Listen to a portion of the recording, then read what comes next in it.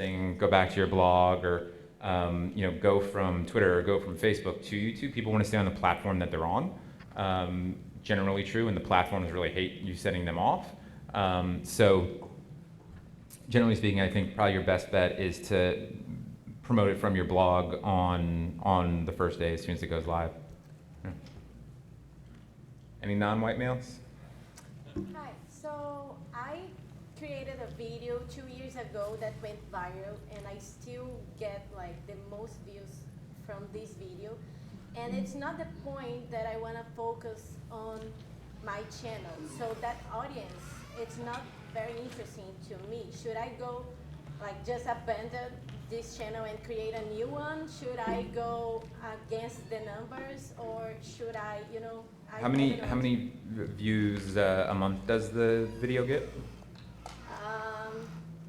I don't have it on the top of my head, but it's like more than 3,000 views a month?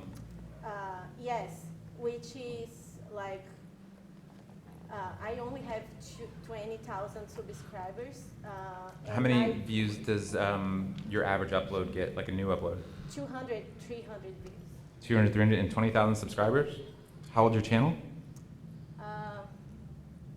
6 years. Oh yeah, time for a new channel. Like, yeah. Stopping for a lot of time. So I work with a client who creates a new channel for the same exact content every 18 months because of subscriber burn, right? Essentially, and it's still experimental, it's working for him, but the basic concept is if your channel's 2-3 years old, you have a bunch of people that are no longer interested in watching your videos listed as subscribers. So one, it doesn't give you an accurate representation of like your total potential audience, but two, what it does is those subscribers, not all of them, but a portion of them, will get served your stuff when they come to YouTube. Maybe they only come to YouTube once a month, but the last thing they watched was one of your videos. Maybe it was 3 months ago. And YouTube searches them and they go, oh, I'm not interested in that. And if that happens enough times, that's gonna hurt the performance of your videos, and YouTube's gonna stop serving that to the audience that may actually be interested in watching it. We're seeing less of that, but given the state of kind of your channel currently, I would absolutely recommend just opening up a new channel and kind of starting over. Promote it heavily from your old channel, right? And every time you put up a new video on your new channel for, I don't know, maybe 6 to 8 weeks, you should also upload that same video, but with an introduction and a different end card, sending people to the new channel saying, hey, I'm not posting here anymore, starting in a couple weeks. Be sure you go over to this channel and subscribe. Right now I'm putting them up a day early. Make sure to go over there, and that's gonna give you a fresh subscriber base on the new channel. It's gonna help that new channel grow much faster than your old channel was. Thank you. 2 questions. The first one, do you know is the broadcasting of the Soccer World Cup is affecting the views on YouTube? First one. The second one is, as we can know, the likes affect possibility to our videos. But the comments also, the amount of the comments also affect the algorithm for our videos? So in regards to the World Cup, probably yes. I don't have any data one way or another that's very specific. I would imagine soccer content is probably doing really, really well. But I don't know one way or the other, but it makes sense, right? It fits in line with when people are doing other things as a form of entertainment, be it going to camp, playing in sporting events, going on vacation. There's less time to watch YouTube videos. And then in regards to engagement metrics, I see these reports like every 6 months, 12 months, one comes out where it's like, oh my God, videos that rank high in search have a lot of comments, right? And it's like, yeah, no shit, right? Like, they have got a lot of likes. Yeah, they got a lot of views, right? And the reason they're there is because people watch them for a long time. That's an engaging video. What a shocker, people engage with it. So, that said, I don't think it really has any effect whatsoever algorithmically. If it does, it's so incredibly minor that focusing on it is a waste of your time, right? What you want to focus on is click-through rate, average view duration, and their frequency of post. Now, what you can do is when you're giving your call to action, make that call to action to go watch another video or watch the video they're watching in that moment again, right? Because one thing that I'm seeing at an anecdotal level, and I don't have the data research to support this yet, probably sometime in September or October, what we're seeing is average views per unique, which is a new metric that YouTube just rolled out. For some people, it's only available in Studio Beta. For other people, they have it in Classic Analytics. We're seeing that have a significant impact on viewership, and not just from like, yeah, no shit, asshole, if people watch it a bunch of times, as long as it's gonna rank up the views. But in terms of like that video being served to people when they come back to YouTube, right? So if you've got a video that's like a 1.6, 1.7 views per unique, that means on average, someone's watching that video twice, which means most likely YouTube is saying this video starts a lot of sessions. So the best thing you can do is really just keep people on the platform and watching more content. If you're starting to get into like, oh, I need more likes or I need more comments, like you're just focusing on the wrong thing. So I think the woman behind you had a question? Yeah. The concept of your last video not doing well, so the other one won't do well, how do you get out of that cycle? It would seem like your videos just never do well. The death spiral, yeah. True. So the way you get out of it is through click-through rate and programming. So we talked yesterday in the thumbnails and titles presentation about how your thumbnail and title is directly derivative from your programming choice. And that's actually one of the best things about YouTube and one of the worst things about Facebook. On Facebook, your programming choice has almost no impact whatsoever on your viewership, because if someone scrolls past it, it's a view, and it's like that person didn't choose to watch. On YouTube, you have to get them to make the choice to click on your thumbnail and title. And that starts with what you decided to make. I don't know if you were in the presentation yesterday, but if you remember, I said, back at Frederator, what we used to do is actually just come up with a great title, and then we would make a video around that title, right? So that's what I would do. I would start there and go like, okay, using my best bet, right, or all the knowledge I have, what is my audience most likely to click on? And then I would look at my vertical and say, you know, how do other people that make similar content to me make their thumbnails? And then I would say, you know, what's the most click-worthy title I can think of, and would just focus on that as much as humanly possible, because the click-through rate and the average view duration are going to be the two things that are most likely to drive up your viewership. I know asking an independent creator who has to do everything soup to nuts to do 3 videos that are 12 minutes each a week is a big hurdle and ask, but that's why I would start with thumbnails and titles and programming, and if you can, increase your frequency of posts, because that can have a significant impact as well. Anyone over here? Guy in the back. You identified specific times of the week that are best for an individual video, and you also identified that 3 videos a week is also a sweet spot. As far as when to post 3 videos in a week, would you say to try and put them in that part of the week that is the best, or try and space them out as much as possible? So I actually did a lot of experimenting with this just recently with one of my clients, and what we found was the best thing for him to do was to have about 48 hours between videos, because whenever we posted videos back to back, like a Thursday, Friday, because those were 2 of his high viewership days, hey, he's back. Hey man, you're a good guy.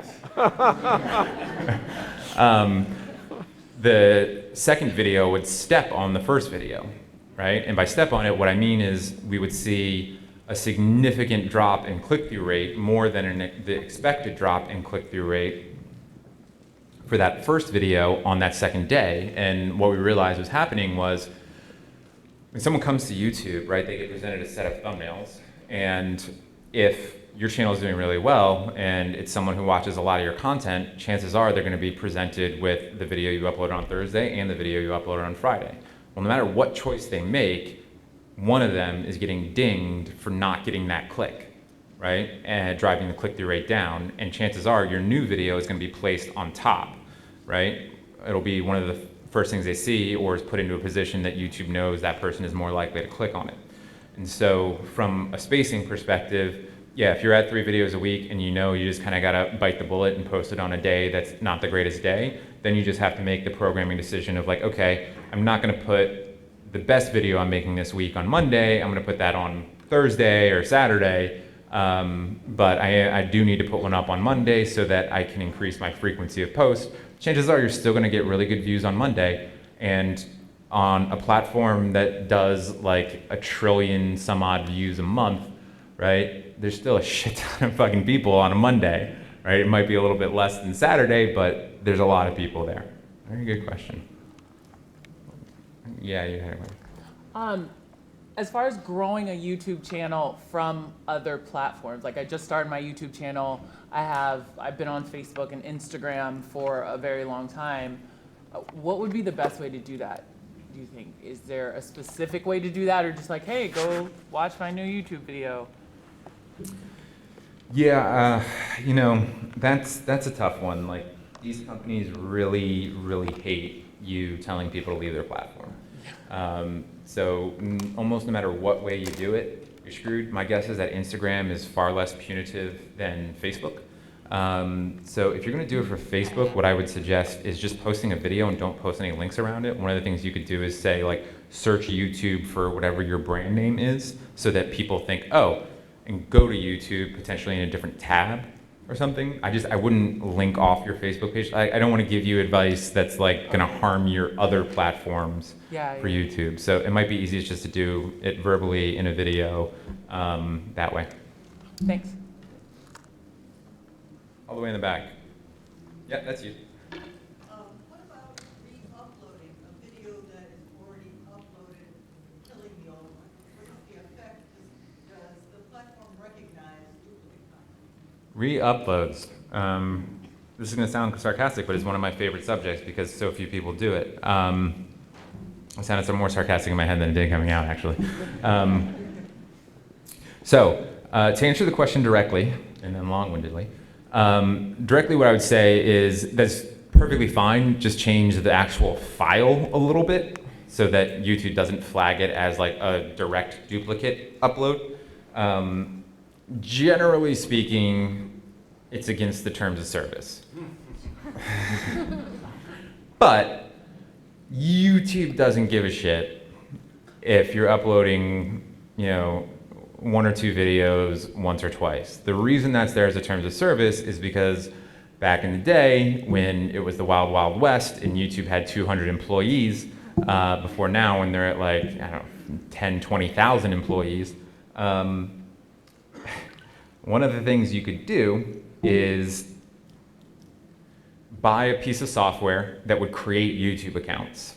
That same piece of software, you could put one video file in and it would upload that video to as many YouTube accounts as you want, right? And it's far, far easier to get 1 or 2 views on a video than it is to get 10,000 views on a video.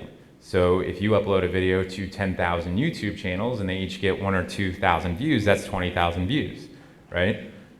Please no one go out and try and do this. It's not gonna work, you're gonna waste money and time and it's super sketchy. It doesn't work anymore. There are far better ways to hack, no, okay. So in terms of duplicate uploads, one of the things that I highly recommend is compilation videos. And I recommend this across many different verticals.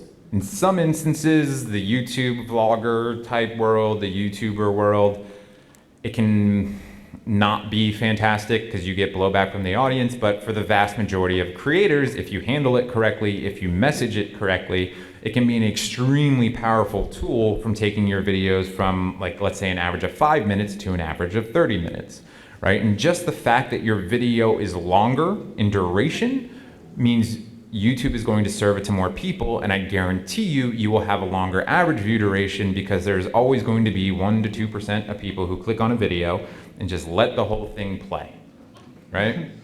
It's a lot of watch minutes. Okay, so I'm trying to wrestle with this idea. You're saying frequency of post, but last video better than the, current video better than the last. So as a daily poster, putting up every day, half your videos are going to be in the bottom half, and the half are going to be in the upper half, right?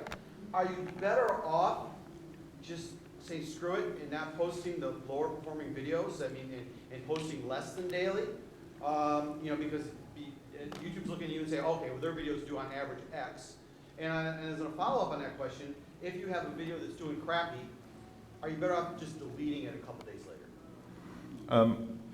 Excuse me. So potentially, right? What I would say is like your goal should always be to beat your channel average when you upload a new video.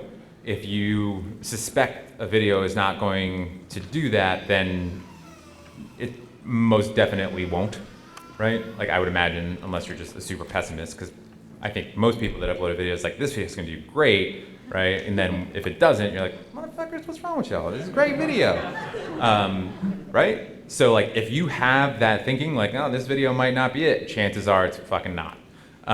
So in terms of daily posting, yes, you could be shooting yourself in the foot a little bit if some of them are really underperforming, right? Like, you know, if you're in the grind portion of building a YouTube channel where like you're like, fuck, I gotta make a video today, you know, and you have to push yourself through it, then yeah, it probably makes sense to actually scale your frequency of posts back, right, and focus more on average view duration and click-through rate of your new uploads. And then your second question was, If you have a video that's doing really badly, you're better off just delete the thing.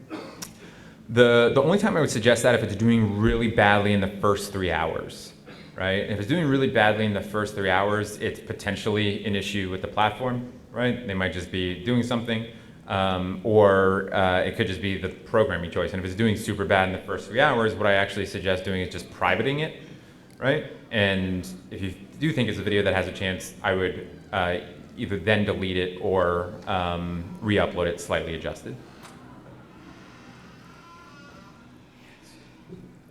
Yeah.